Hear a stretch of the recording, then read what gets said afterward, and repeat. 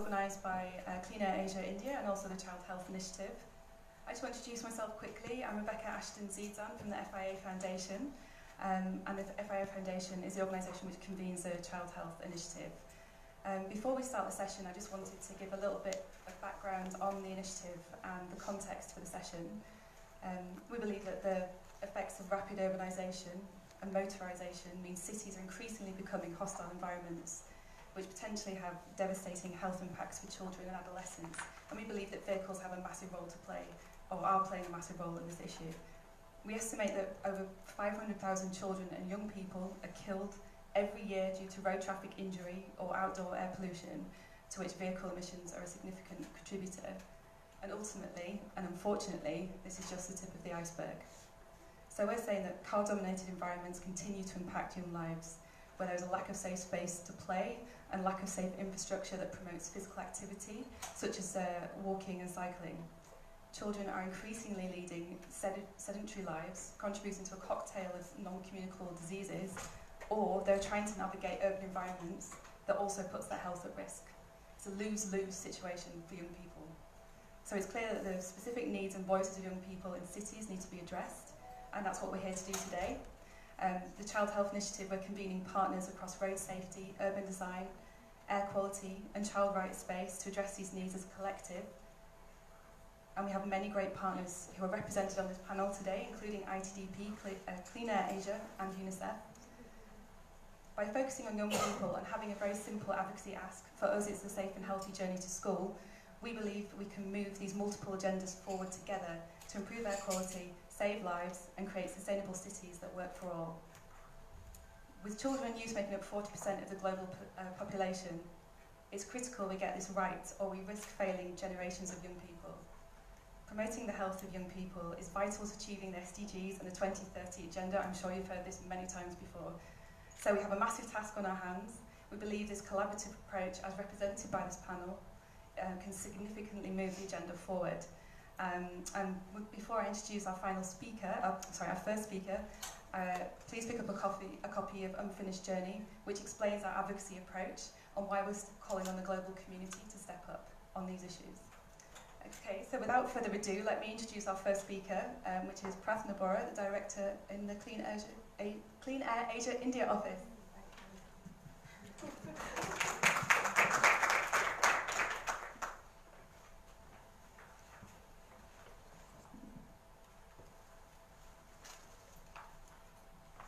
Hi, very good afternoon.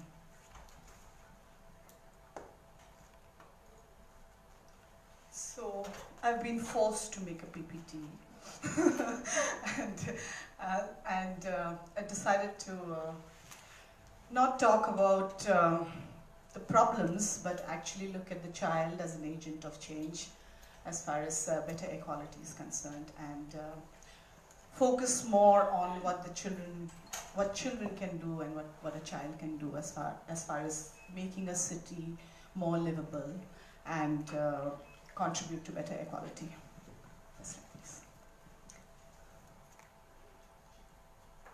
So just like to begin with who we are. I come from an organization called Clean Air Asia. We basically work in public policy and child health. So I wanted to start with, I stole this from Manjeet's presentation yesterday on air pollution and health, and it actually talks about everything in terms of the impact of air pollution on children's health, and I think most of us in this room know what it is.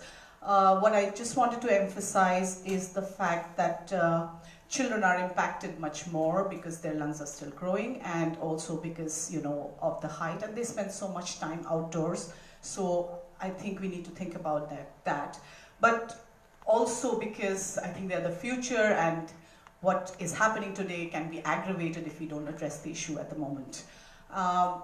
As we all know, it's not just about respiratory issues, but several other issues that are impacted. So children are the vulnerable community, and this session we hope will actually look at the child as the center of the discussion.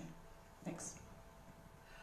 So I want to show this slide, which is a slide of the AQI a couple of weeks back in New Delhi, and I wanted to just share a personal experience.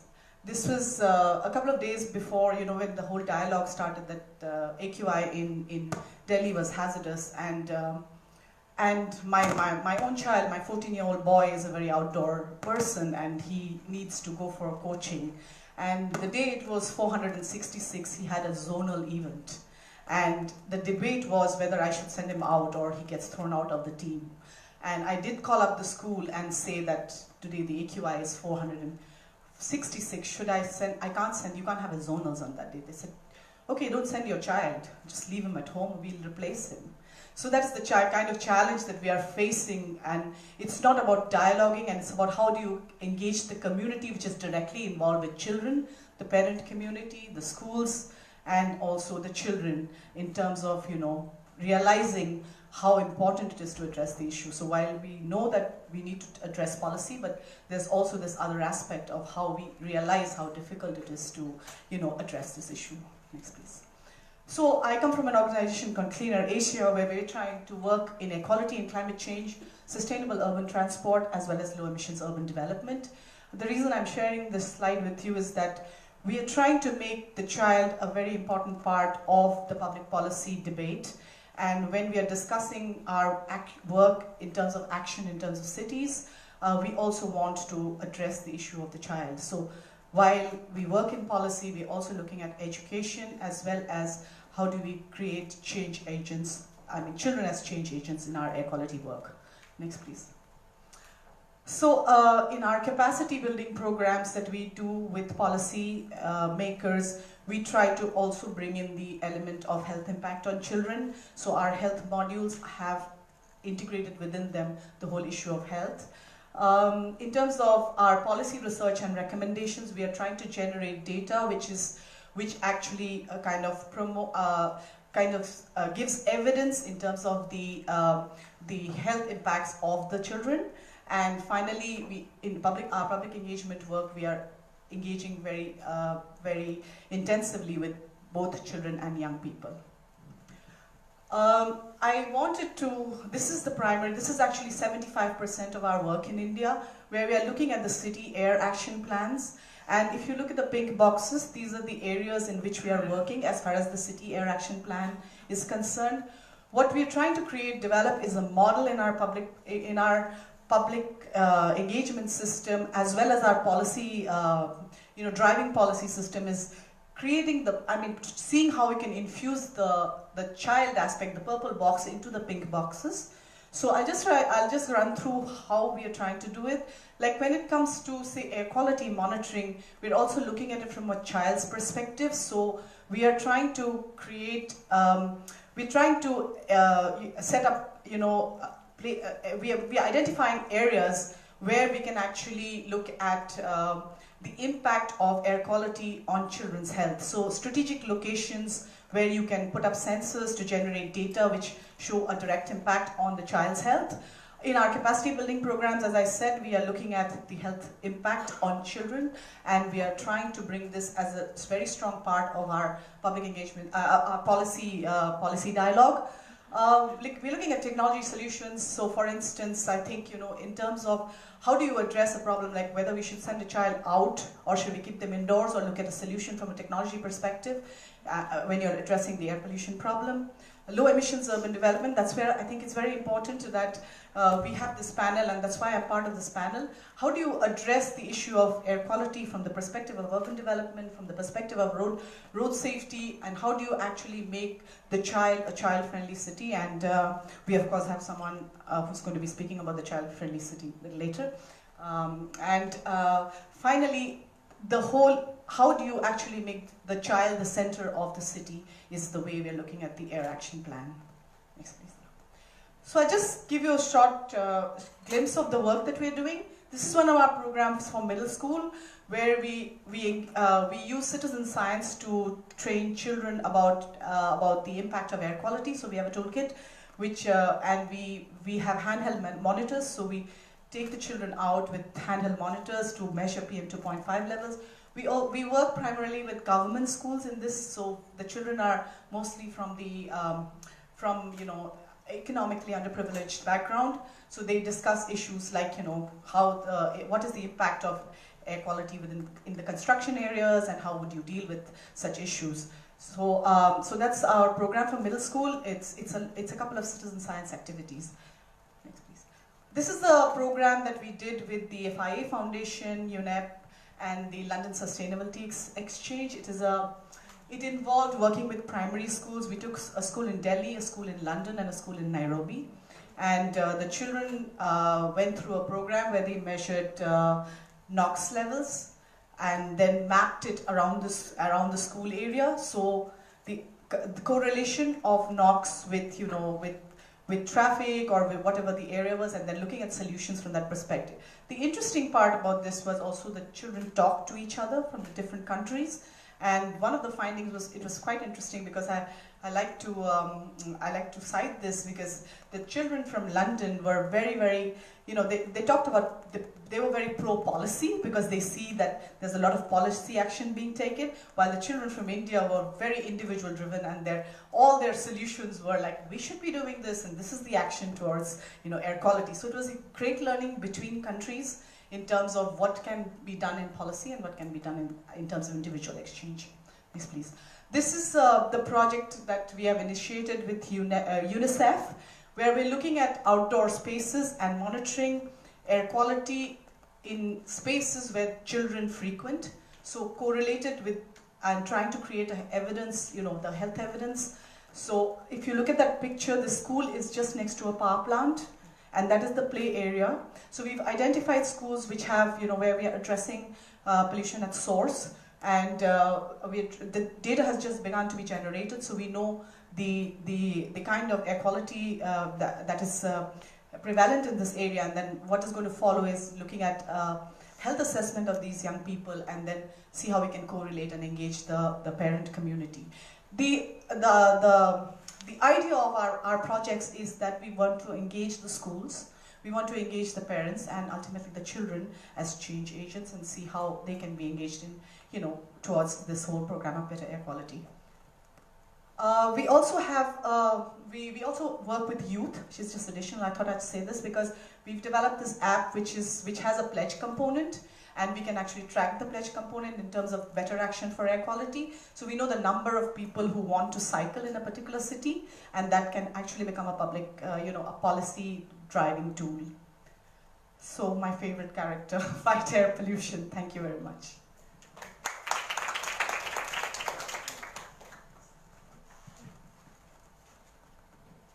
Great, thank you so much. I'd like to invite our next speaker from Arab, Felicitas. Take it away.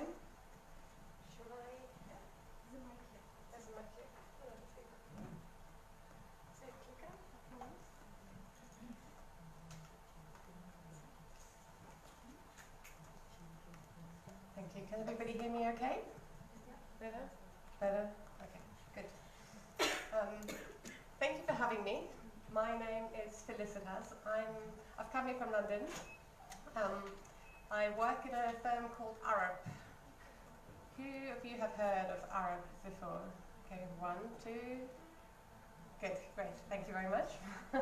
For the rest of you, Arab is a global and independent firm of architects, engineers, planners, and built environment experts, and we operate across all aspects of the built environment. So the angle I'm bringing to this is the urban design and urban planning angle in particular. The team that I work in specifically is called Arab Foresight.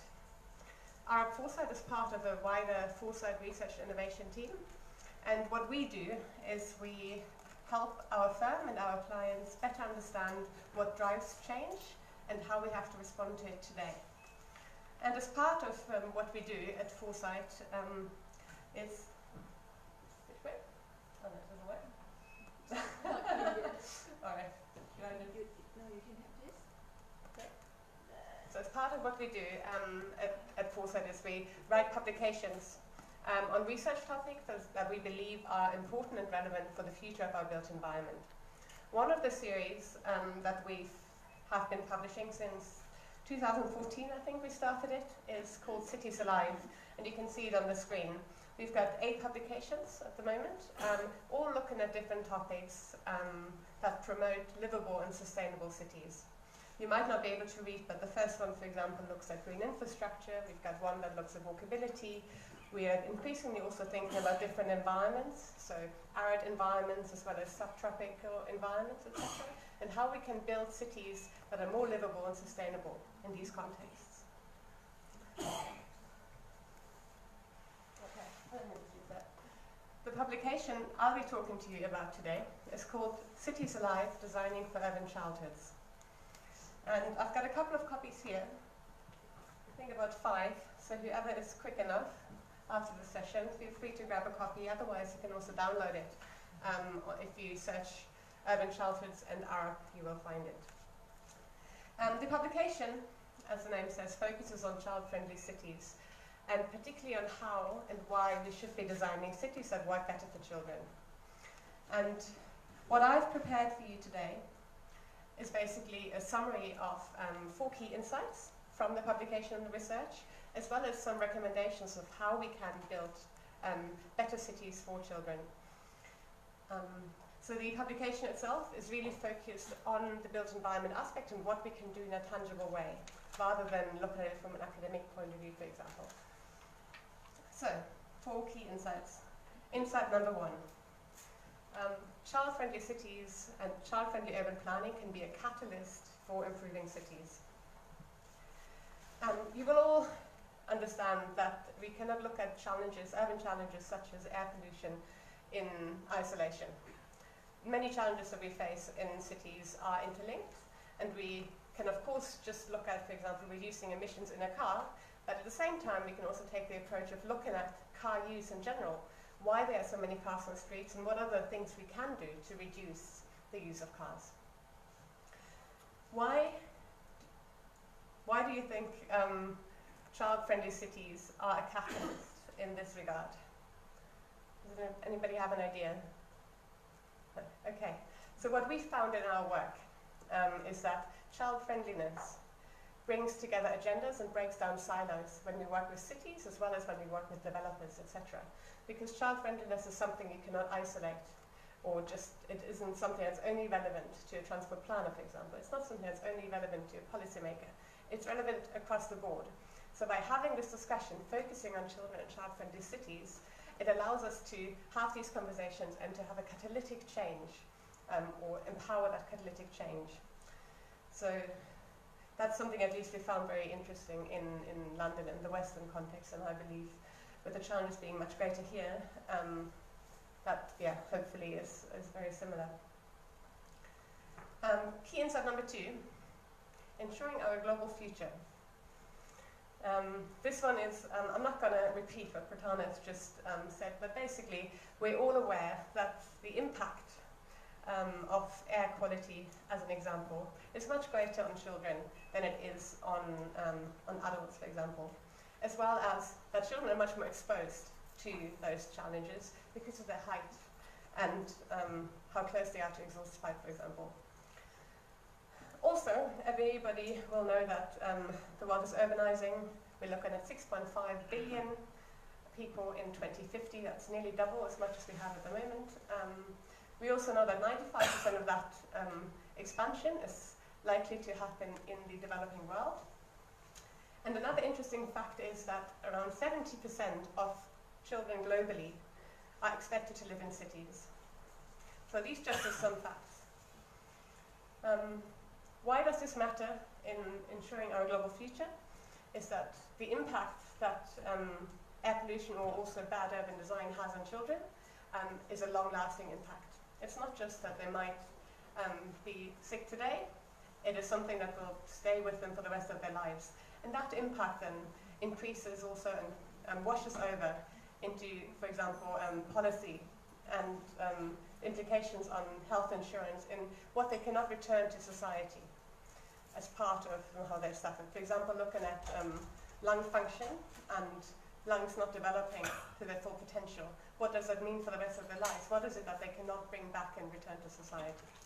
So it's more than just making sure that they're healthy. It's making sure that they're healthy for the rest of their lives, and it's making sure that we as society are going to remain healthy. Does anybody know this guy? Good. Thank you. This is Enrique Peñalosa, and Enrique Peñalosa is one of the most cited advocates when it comes to child-friendly cities.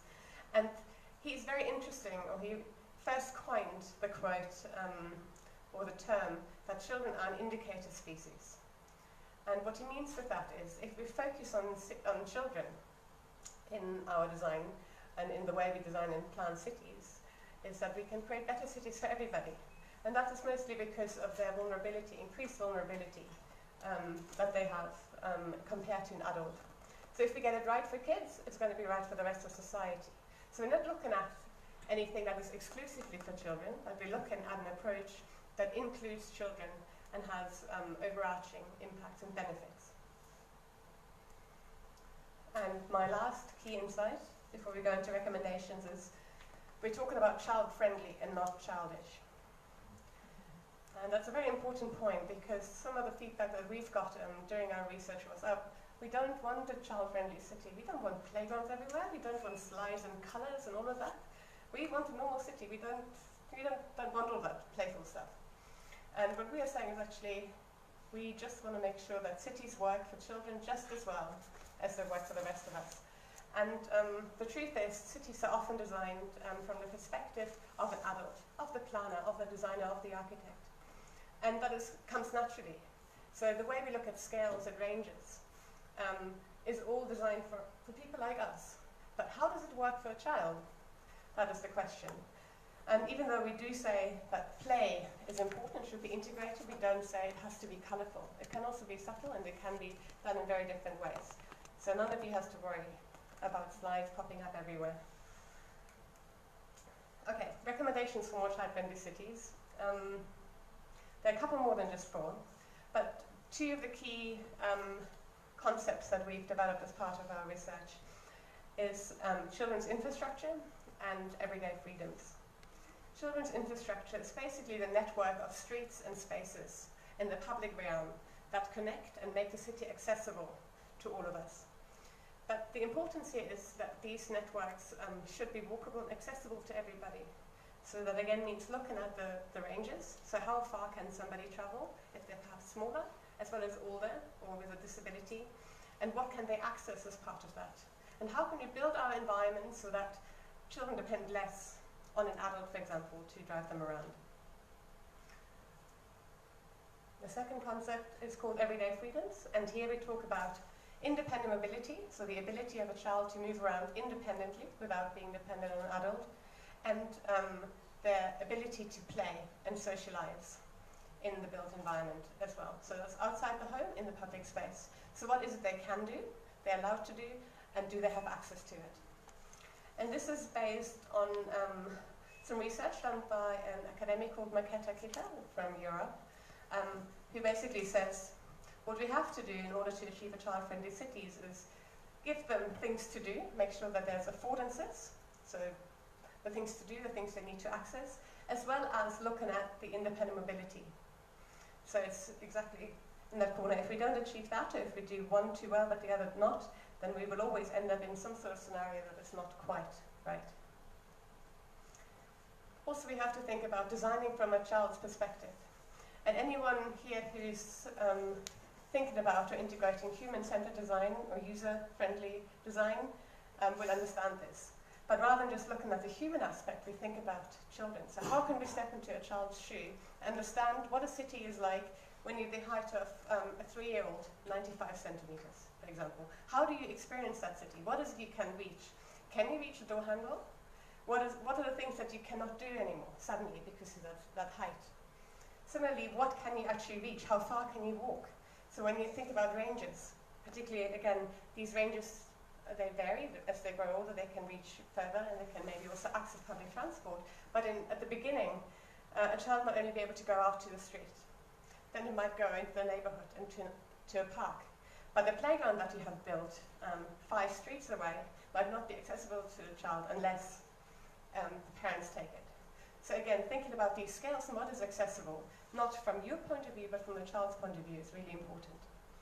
And also thinking about the journeys children take, and that takes us back to some of the points that I mentioned earlier. So the routes to school, for example. Can the child go to school safely? what are the aspects of the city that it touches upon regularly. And these then allow us to have a greater impact on designing child-friendly spaces. Recognizing the role of co-creation is also one that Pena has mentioned already, and is really key in order to get it right, because we make assumptions as designers, as planners. We think we know it better because we're the expert, but really it's important to gain insight from children as much as all other stakeholder groups. They will tell us what works and what doesn't. They will tell us where they go and where they don't. There's been an interesting piece of research that was done recently where some researchers asked parents and children independently of each other of where they go and play. And children had a very different view on that than their parents. So, you know, it's just, again, sort of sense checking and actually speaking to some of the children. Further benefits of that are also that you get the buy-in at an early stage and a sense of ownership of those spaces that in turn generates community and a sense of community. And that also relates to the agents of change that were mentioned previously. In my last slide for today, building on temporary interventions. When we first started the research at Arab, we had a bit of challenges as well to convince some of our colleagues of the importance of this topic. And it was because not many people believe that this is important to look at or in comparison to other things. So what we found is what's really powerful in convincing or getting the buy-in of people is to just try it. Try it and show. Measure the success, measure the impact, and that will then scale up. There's a couple of interesting examples that I can talk to you about at the later stage, but they basically just show that by trying something, by showing to people what the impact is, for example, by reducing car dominance, and then just letting them decide later, well, we want this back, it really worked, it was good, rather than having these ongoing discussions, and ongoing and ongoing and ongoing, until you come to make a decision. It's really powerful to just have these examples. So I really encourage experiments and bottom-up action as part of child friendliness. Okay, and without any further ado, this is the hashtag, in case you're interested in anything that we do. I've got a very active social media colleague in London who uses this hashtag about 5 times a day. So if you're interested in child-friendly cities and from the design perspective, do search for that, as well as some accounts that you might want to follow. Also, if you want to download the publication, that I've just got a couple of copies here, go to arab.com/urbanchildhoods. Thank you.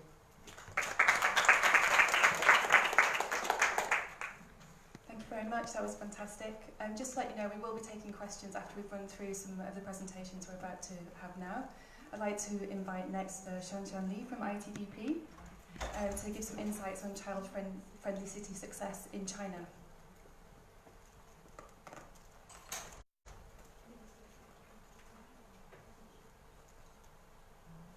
Good afternoon. Glad to be here to share information with all of you. I'm Li Shanshan from ITDP, the Institute for Transportation and Development Policy. Is an international NGO focused on promoting sustainable and inclusive transportation system worldwide.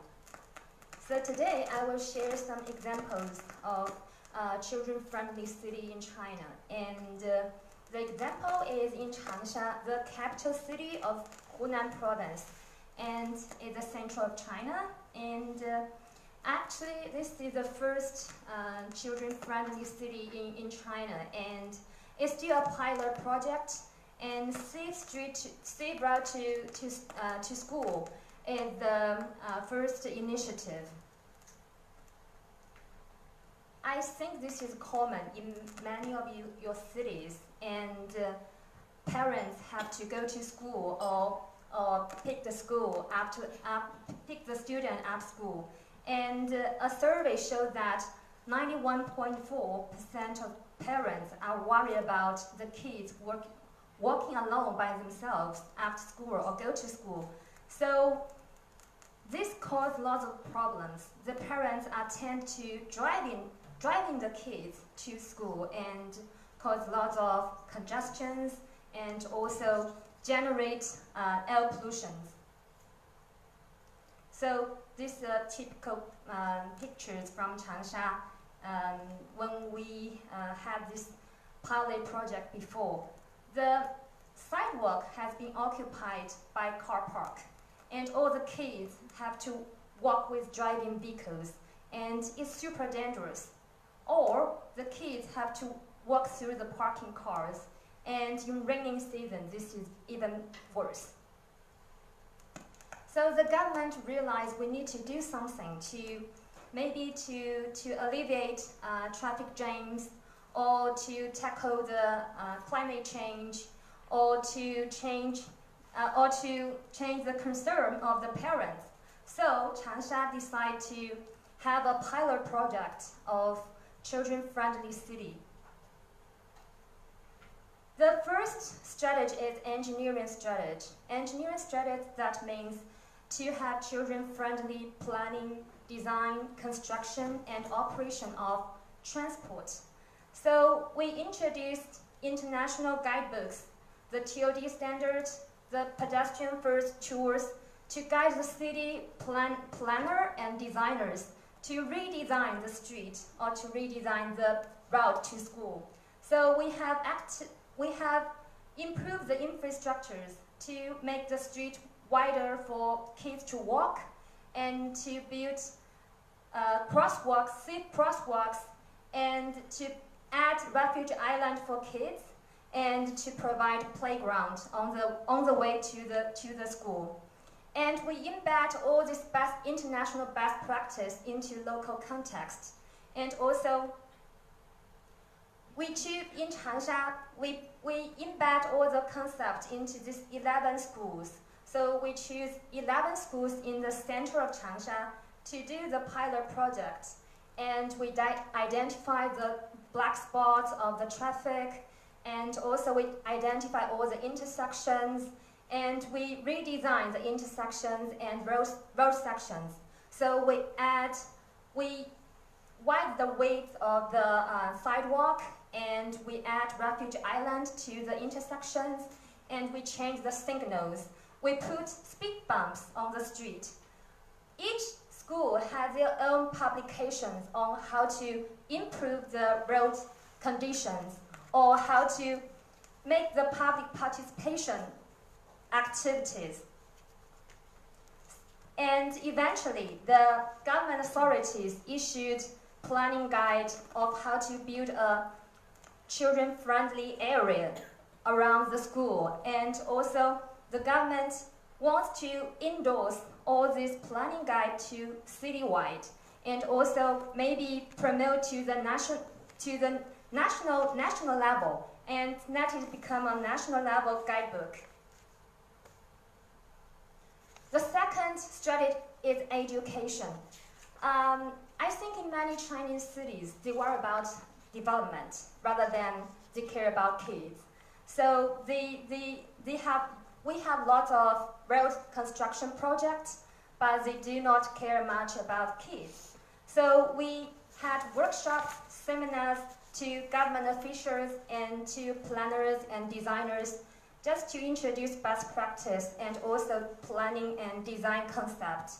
And also we include kids, parents, and also schools into this seminars and workshop. And we change the mind. We build the capacity how to build a walkable or enjoyable walkways to school. And also we have these exhibitions for general public to learn from the design, to learn from the practice. We invite all the kids to draw from their perspective, to draw the safe routes to school, and we had a lot of ideas from the kids, like where they think is interesting, and the dangerous location, or the unpleasant segment of the road. We also introduced the car-free day events, or we built more public space to kids, and also we removed the parking to make a temporary public space for kids. We have these activities introduced to Changsha, and also they promoted in these 11 pilot schools, and also they are planning to do it in the citywide. Evaluation is what we need to do in the next phase, because the pilot project is just complicated, it's just constructed. So we need to see the outcome, we need to document the benefit, and we need to have the impact disseminate to other districts or to other cities. So this is the next step we need to do in Changsha. And once we have the children-friendly city, we need to have very strict enforcement.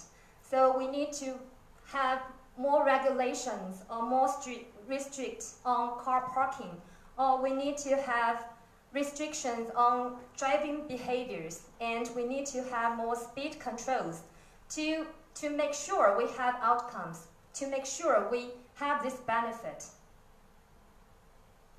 And the Planning Bureau, the government authorities, also developed an app. So this app, you can identify the safe routes to school, and you can identify the bus routes to school.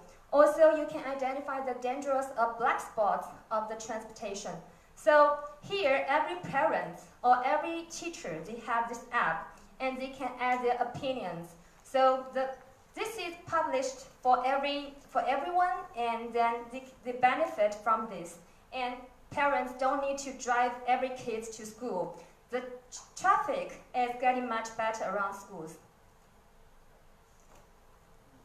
I know this is not a big change, but they are doing something now, and lots of this are happening in other schools and in other districts of the city. So we hope more will come, and we hope every other school will learn from this experience and do more in the future. That's it. Thank you.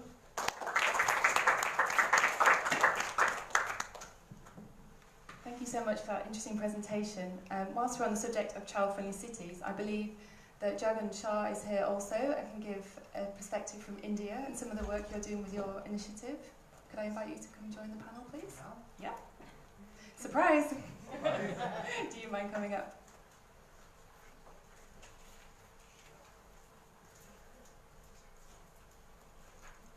Thank you very much.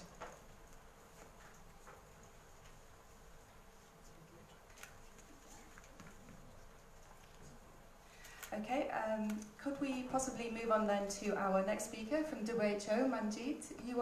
We know that the Derecho held its first ever air pollution conference in Geneva a couple of weeks ago, and we learned more about the devastating impacts of poor air quality on children.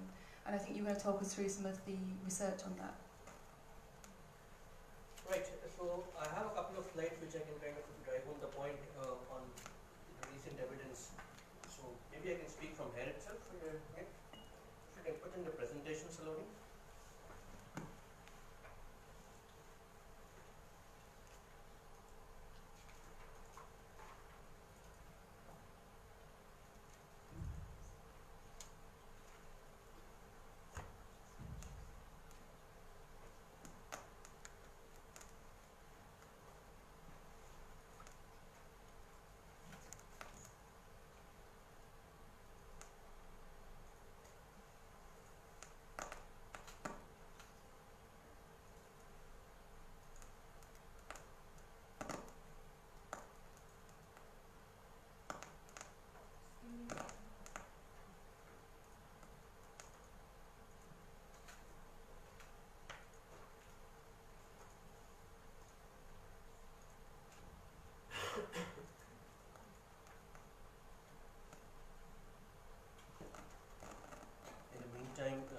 She's putting in the presentation. You want to give it to the next speaker so that we save time. So yeah.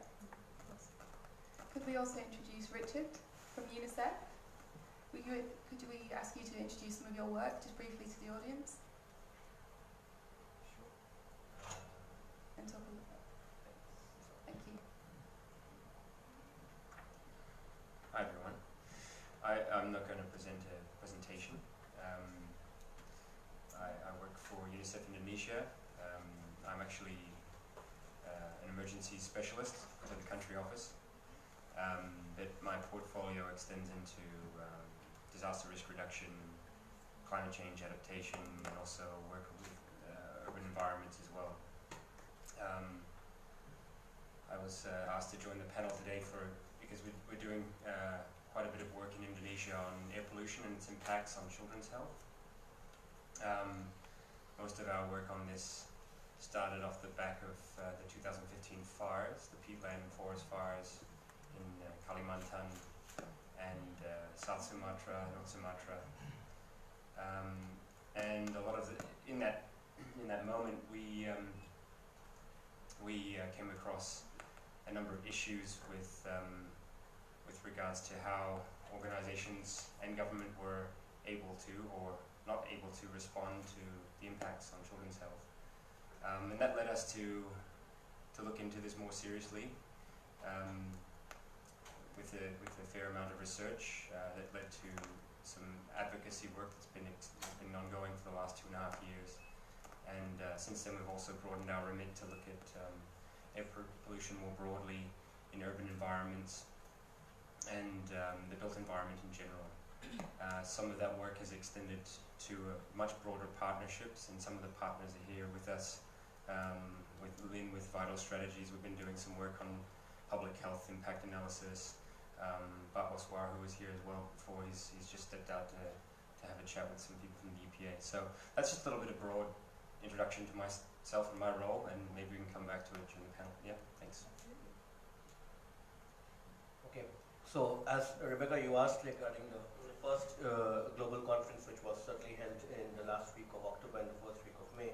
And next slide, please. So I'm here to kind of just share some kind of recent evidence which has been shared by WHO in form of various reports on children's environmental health. And two of the first two reports which you see, Inheriting a Sustainable World and Don't Pollute My Future, which is like the overall impact on environment on children's health, was released in March 2017. And the last report, air pollution, specifically focusing on air pollution and child health, prescribing clean air, was kind of released on 29th of October, just on the prior evening of this particular global conference.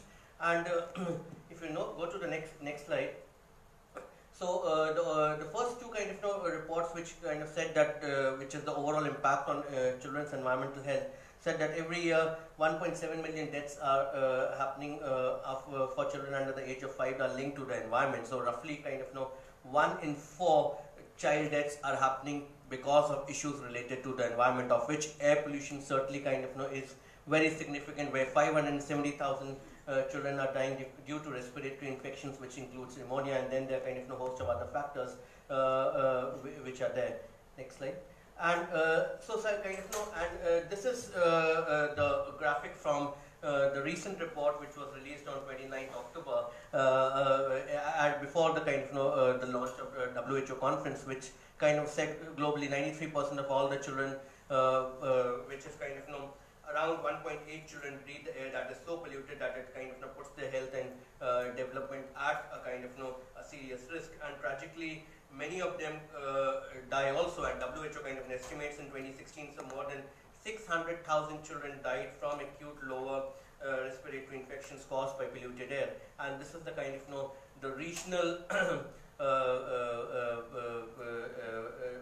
breakup which is there. And if you kind of since I come from the Southeast Asia, so which is kind of percent of children which are exposed under 5 years, exposed to PM 2.5 levels higher than WHO air quality guideline.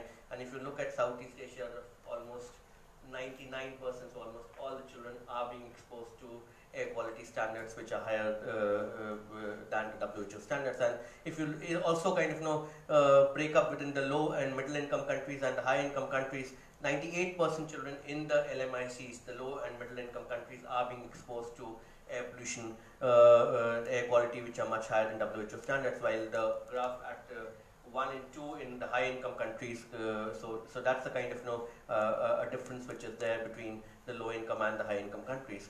Next slide. The key findings which apart from this which are kind of emanating, I'll kind of quickly go through. So air pollution certainly affects the neurodevelopment, which is leading to lower cognitive outcomes and negatively affecting mental and motor motor development. That was a major kind of air pollution also damaging children's lungs function, and which kind of even at very lower levels of exposure.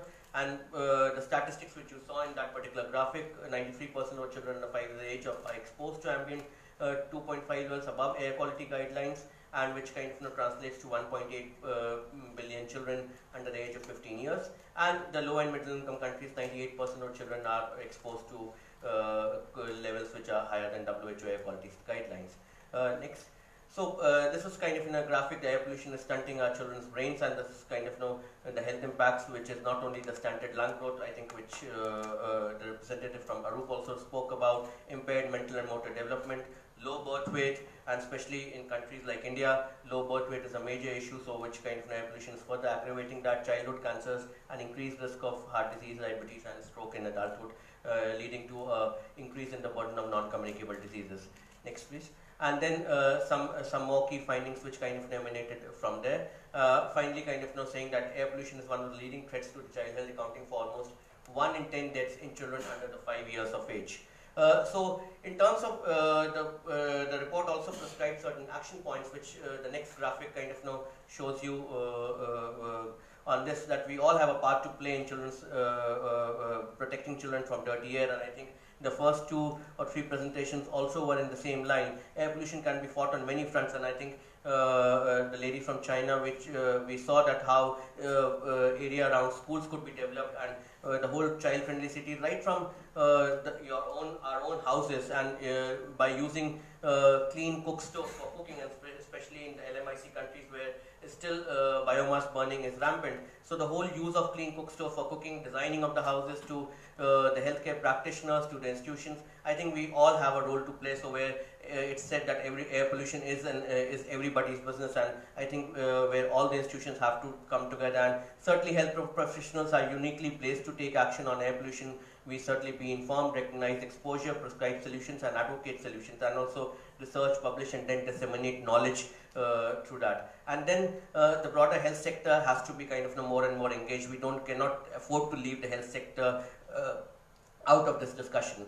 The next slide. And that's the last slide in terms of, we need to do more in terms of implementation of policies, whether it's kind of reducing the fossil fuels or providing more clean air option, more clean cooking options, and kind of switching on to renewables. I think implementation of policies to reduce air pollution has to happen. All countries should work towards improving the air quality in their own countries, and then steps to minimize children's exposure to polluted air. Schools and playgrounds have to be located away from major sources, I think, which Pratna also made a point in her presentation of air pollution, like busy roads, factories, and power plants. So I think that was a few of the actions which have been also recommended in that particular report. So just sharing the key messages which came out of this report. So thank you very much. Thank you very much. Is this working? Yes, great. I'd like to go back to Richard now that we've had Manjeet's presentation as well, and just to learn a bit more, if you could elaborate on what role can agencies such as UNICEF play in mitigating the health impact of air pollution in children? Sure. Thanks.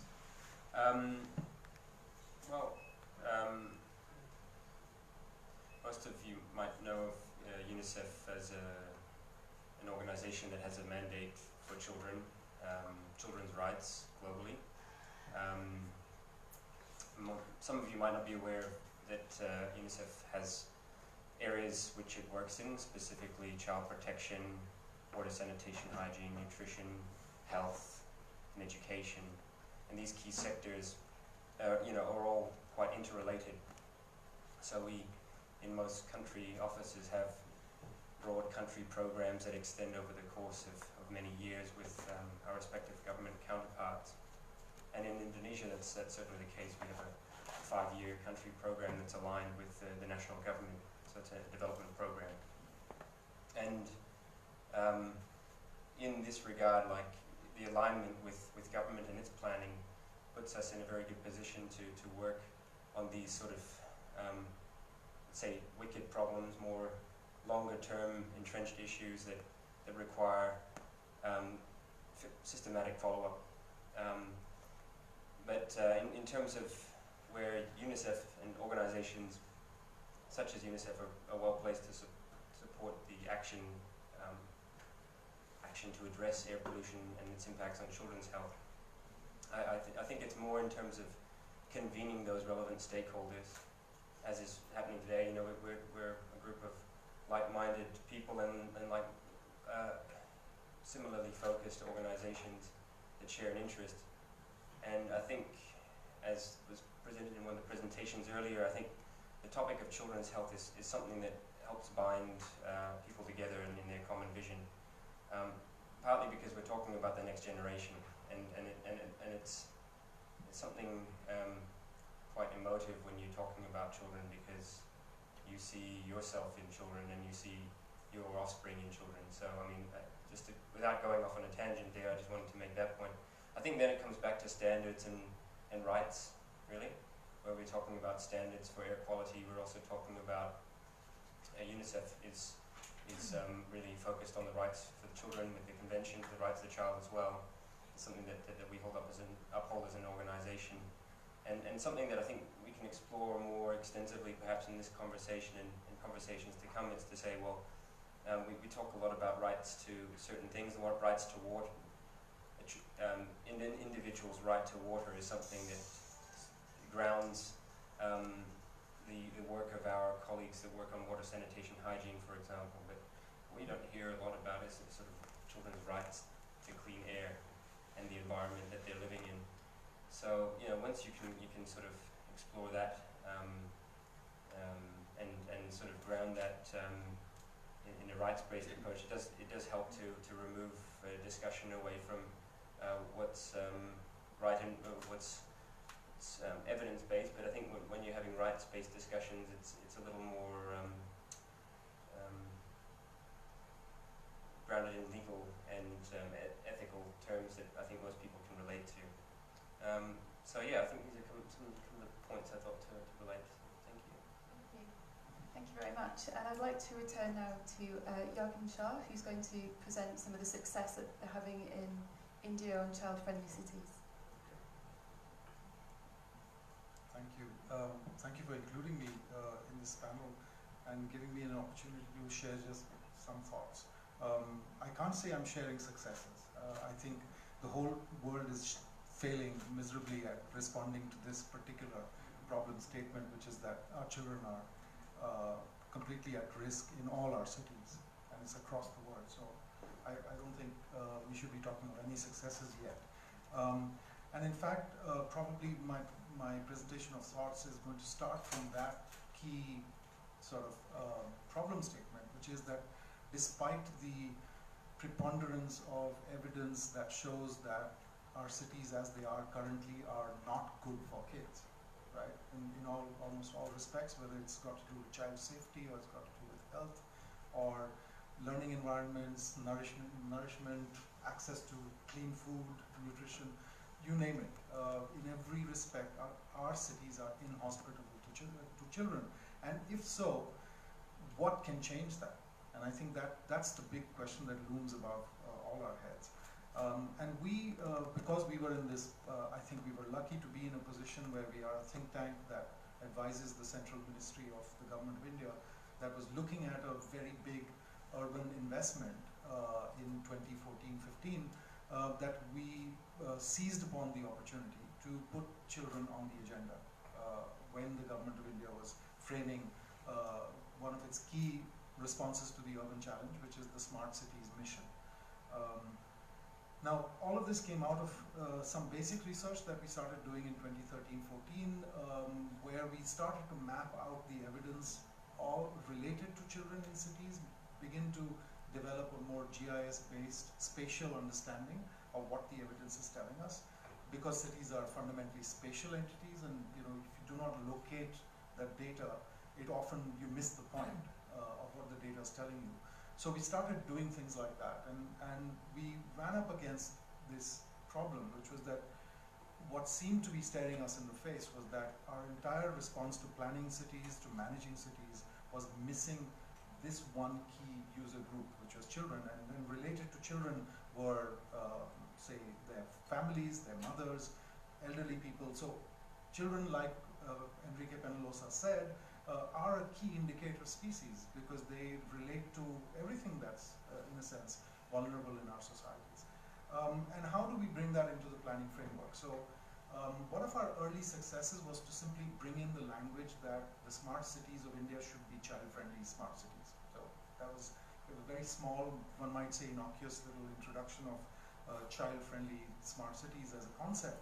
But having said that, that set the stage for engaging with cities as such and beginning to help them really think through this.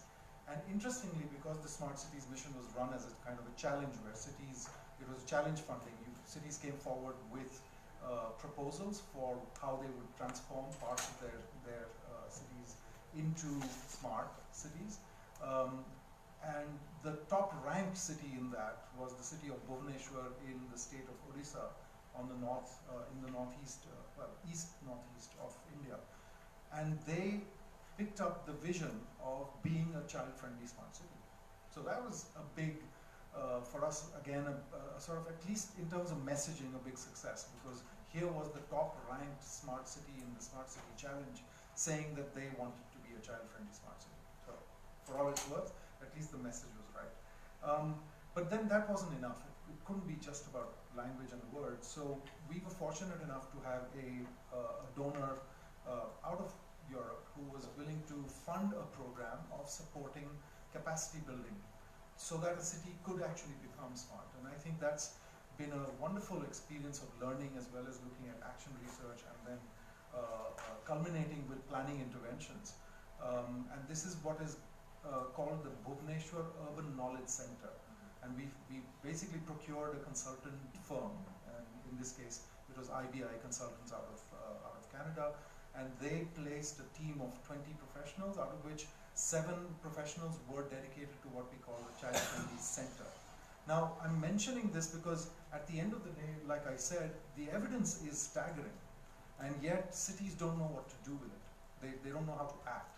So, since we are essentially action-oriented and result-oriented, because that's our mandate as a think tank, we thought this is the important strategy we need to develop. Let's pilot this exercise in one city, see if it works, and then begin to replicate. Of course, we have to find funds for it, but begin to replicate that in other cities, because cities need a dedicated human resources to deal with making themselves child-friendly, because it's a completely different viewpoint, different kinds of skill sets, the ability to look at, say, public health evidence and translate that into planning, planning ideas, stuff like that. So everything is about cross-discipline and multidisciplinary thinking. So the Bhubaneswar Urban Knowledge Center became our sort of point of intervention in that one city. Now, very quickly, what we have achieved till now over the last 2 years of this capacity building effort is that one, the city, the municipal corporation has accepted the idea that there should be child or children audits of whatever it's doing in terms of public infrastructure. So whether it's a street project or it's a school project or a health center, there's this group of children, mainly drawn from local schools and communities, who now have become sort of like auditors, and they can be called upon by the city to go and take a look at what they're planning. They've developed literacy of looking at drawings and perspective drawings, and being able to respond to drawings as well, and they then become your sort of point of attack. There have been a number of design and planning exercises as well with relation to making streets safer for children from the perspective of traffic safety or not getting basically vulnerable to being hit by vehicles of various kinds. A lot of mortalities on our streets in India are children who are walking and they get hit by vehicles. Play spaces, redesigning local parks, looking at the perspective of children with disabilities and how that affects street design, universal access principles and so on. So this became a sort of a laboratory for us, and I think I just wanted to share that if we have to convert this to action really quickly, because it's going to take a pretty long time to fix all our cities and make them child-friendly. So we've got to find actionable strategies for actually achieving this. At the end of the day, I think our hypothesis is that if we promote integrated urban planning, which is not the way planning is done in most cities in the world. When we say integrated urban planning, it's got to do with how you not only control land uses, but actually build the streets and build the urban form, and how you actually regulate the city, until you're able to integrate the planning of transportation with land use, with housing, with environmental planning, and so on, and change the whole paradigm of how we plan our cities. We're not going to achieve this goal. So a key line of contact, and I totally, the key line of attack is both what ITDP does, what Arab does, and what a number of other organizations are doing. I know we're intersecting with UNICEF in Delhi, looking at issues to do with children. I think we need to impact how cities are planned and managed, and that's a really important, critical line of attack, one might say, on this overall issue, so that we can actually build the child-friendly cities that we want. Thank you very much. I think you touched upon something that we struggle with in our work a lot. It's like, how do we scale up solutions? How do we get funding? How do we engage other sectors? How do we work collaboratively? Which is something that we're trying to achieve here. I want to ask Shanshan this question also. Like, how do we? You've had some success in China. What's your strategy for rolling that out to other cities? Hello. I think first of all, we need to have a success demonstration project. We don't have any in the country. So everyone who look at children-friendly cities, they go to Europe. But we have different contexts. So we need to have our local best practice. Changsha did a pilot project, but they still have lots of things to do and to improve. So I think first of all, we need to have a best practice in China. And then we need to have policy support. In all the master plan, in all the regulations, they don't put children in the context. So we need to have them to pay more attention to children in terms of planning, in terms of design, and also in terms of construction. And I think also the outreach and replication, like city-to-city learning, is very important. Because once we do a project, many Chinese officials, they like to see the project. They like to visit Europe. They like to go to US or go to development countries. But once we have a best practice in China, we have policy ready, and then they can, through city-to-city learning, they can gain greater impact. I think that's like something I think about. Yeah, thank you. Perfect, thank you. Felicitas, hello.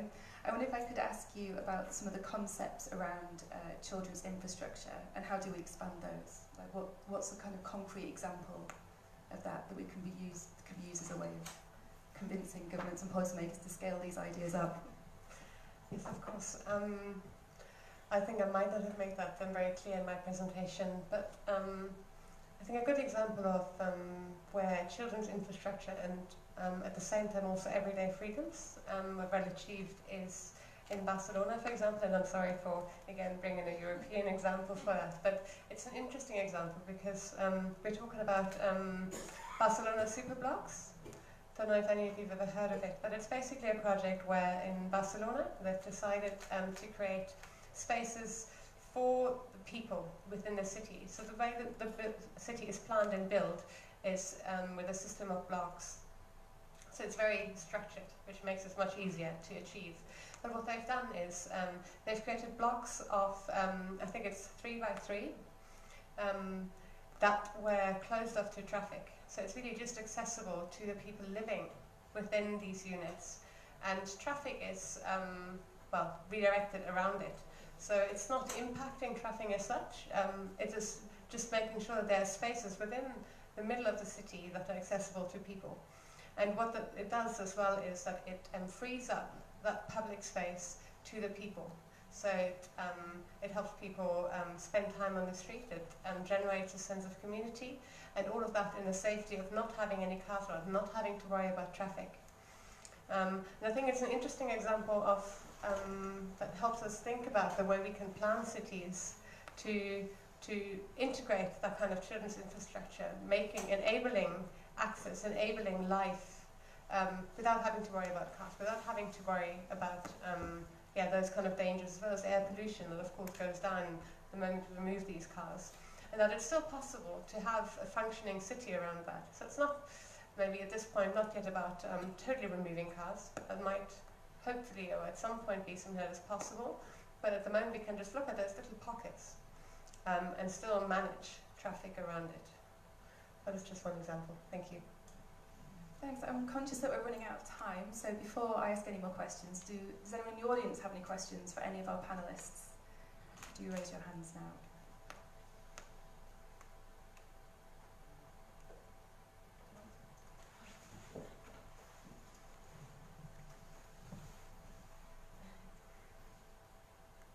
Thank you. I have a question for Lee. It's interesting to know that you have a pilot study in China, but I'm wondering, do you know what is the cause of why majority of the parents are worried to leave their children to go to school alone? Because the pilot study is like to create a child-friendly city for children, so that they can go around the city safely, right? But if the root cause is not solved, why the parents are worried to leave their children alone, maybe regardless how much enforcement or how you encouragement for the parents to leave their children alone, it might be still difficult to solve the problem. I'm just curious. Thank you. I think you raise a very, very good point.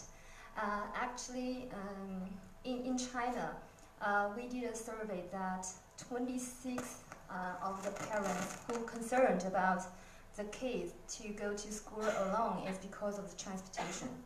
So they think it's not safe for them to walk alone by themselves to schools. And the data shows that every year 20,000 of kids under 14 killed by traffic accident. So many parents, they choose to drive their kids to school because they think traffic is a big threat to their kids. So no matter what other factor is, I think this transportation they do have big threat to all the parents. So improving the routes to school, I think will encourage parents to let their kids to walk alone to school, or to alleviate the traffic jams around school. Because during morning peak and evening peak, we did a survey. The school area, all the vehicle speed is less than 10 kilometers per hour. It's very congested. So that's another issue the government wants to improve it.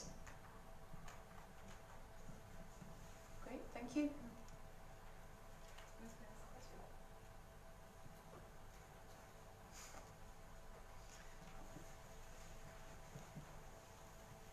I just wanted to add that I think one of the things that we're trying to do, with FIA Foundation for the last couple of months, is trying to actually bring in the issue of air quality, because I think that is another plug which I think needs to be worked on, so that we emphasize the health impacts not just from the road safety perspective, because I think ultimately it's all linked to air quality. Whether you're looking at transportation or urban development, I think that could be one of the pegs on which we can really drive this whole process, which is why, when I started my presentation, I talked about very small initiatives we've done which are focused on air quality improvement, but actually lead to solutions from the perspective of, say, smart urban development, or in terms of what some of you presented. So we actually, the same kind of work that Lee presented, we did with a small one school. There was no government involvement or policy involvement in that. It was just the school that was engaged in creating a car-free zone around the school, and the whole idea was that the children measured air quality in the space outside, you know, where the cars come to drop the children, and that's where the maximum idling happens.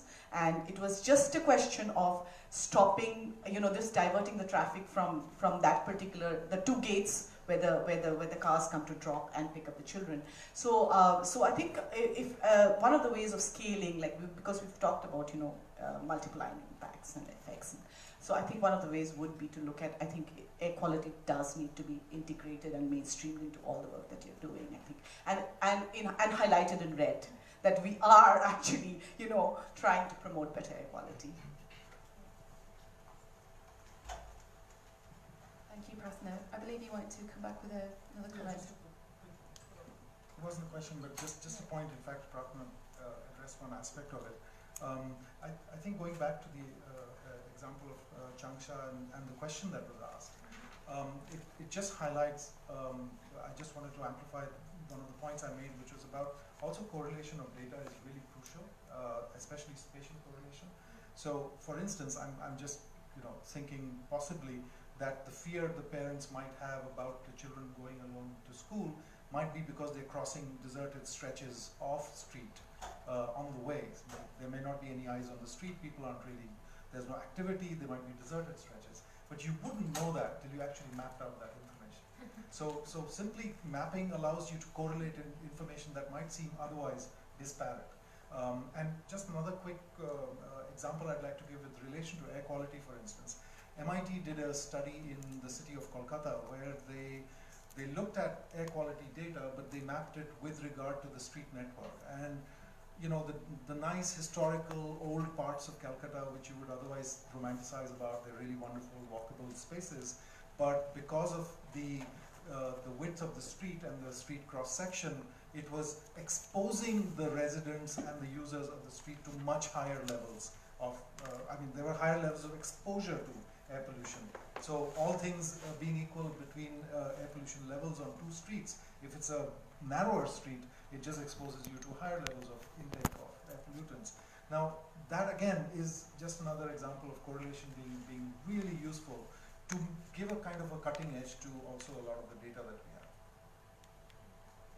That's great, thank you so much. Are there any more questions for our panel?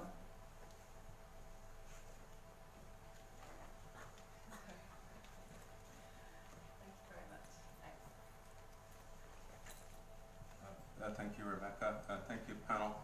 I'm Jeff Smith. I'm a consultant with the WHO, but I lived in New Delhi for 9 years. I'm involved in this for a personal story, which I'm not going to tell today. But what I wanted to speak about, and we did touch on, and we spoke about, and Manjeet spoke about clean cook stoves. But what a lot of us don't realize is that there are 3 billion people in the world who are cooking with biomass each and every day.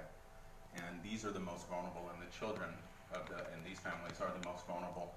WHO estimates that in the cities in India, about 23% of homes in urban areas are still cooking with biomass. I've witnessed it personally. I've worked with the NGO in India for years.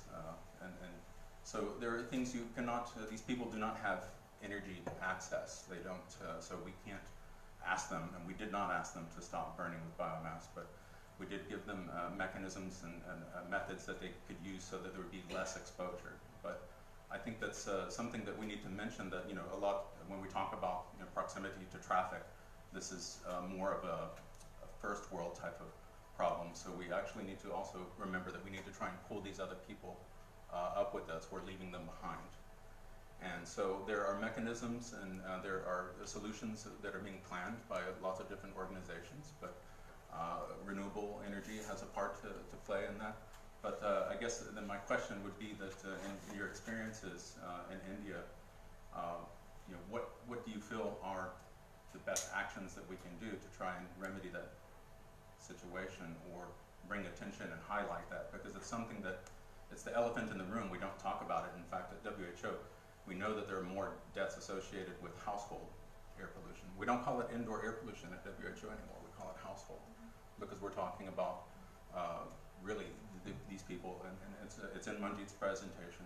So 98% of children in lower income and middle income countries are exposed to levels far exceeding WHO's limits. The reason I bring this up is that I've been in hospitals in New Delhi, I've seen firsthand the mothers' faces. It's scarred me, it's wounded me, it's why I'm involved in what I'm doing now. So there's a real cost here, and we have to bring these people along with us, and that's and then this is what you wanted me to tell. Any other stories, Rebecca? How much? I mean, it looks like we have 10 or 12 minutes here, and it's something near and dear to my heart. I can keep talking, but let's let the panel respond.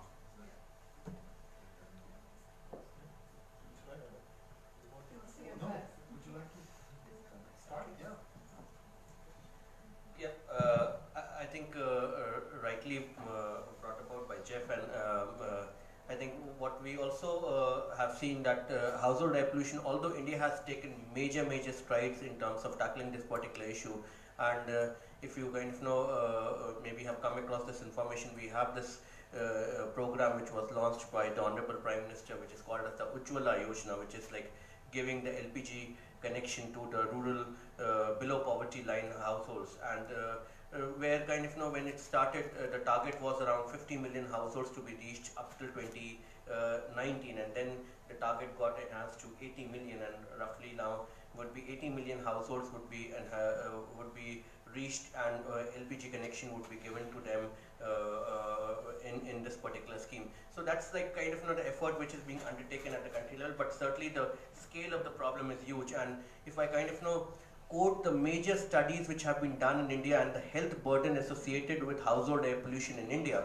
it kind of there are like roughly 5 or 6 studies which have been done in India, and the least health burden which is kind of attributed to household air pollution is somewhere around 23 to 27%, and the maximum is around 50 to 55%. So even if we take an average, it comes to around still 30 to 35% of the health burden is attributable to household air pollution, which is like roughly around 1/3, and which is the major component. And I think that's where the country kind of needs to take much more actions. And yes, LPG is certainly one of them, and I think in smart cities there have been kind of other provision, but yes, we also need to take into account the considerations that especially even in these big cities like Delhi or maybe like other cities, there's a lot of floating population which comes in, which kind of come as migrants, but do not have the access to these cleaner fuels like the LPG connections, and then they kind of try to develop the places where in the slum areas where they kind of live, they try to develop these small cook stoves and burn whatever, because even the wood is not available. At least in rural areas you get the biomass, but out there it's even the wood is not available that frequently, and they kind of then turn to burn even the plastics and all, which is much more hazardous in terms of health. And again, living in those kind of congested areas, it becomes so I think those are the issues in the country which kind of needs to be tackled. And yeah, so that's from my side. Maybe Jagan, if you want to add something. I admire your optimism. It's very interesting about this particular scheme, and I think Jeff is. I'd like to respond to what I hear him say, which is that are we going to deal with inequality as well, right? Somewhere I heard you say something about inequality. Energy access and differential access. It's interesting, on the very same scheme, there was recently data that came out which said that out of all those hundreds of thousands of people that got the subscription as part of the scheme, they didn't come back for the refill. So they got the cylinder, but they didn't come back for the refill, because for the levels of poverty we have in our country, that cylinder might cost them 10% of their monthly income, of the household income. So we're really looking at very poor households. So leaving nobody behind, the 2030 agenda, is going to be tough if the political class in our country, in our countries, do not actually address the question of inequality and unequal access to solutions. And frankly, I don't quite know how we're going to build that cat.